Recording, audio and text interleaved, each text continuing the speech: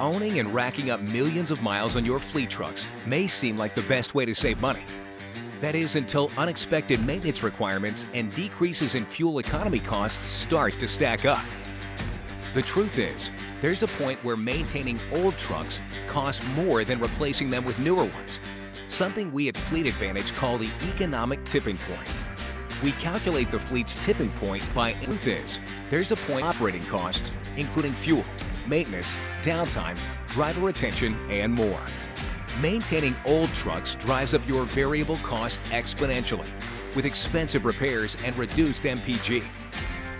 But by monitoring the tipping point indicators, operating shorter truck life cycles, and applying our flexible exchange it finance program, your erratic variable costs become predictable and lower fixed costs. Has your fleet reached its tipping point? Partner with Fleet Advantage and start with your fleet study today. Fleet Advantage, data-driven solutions.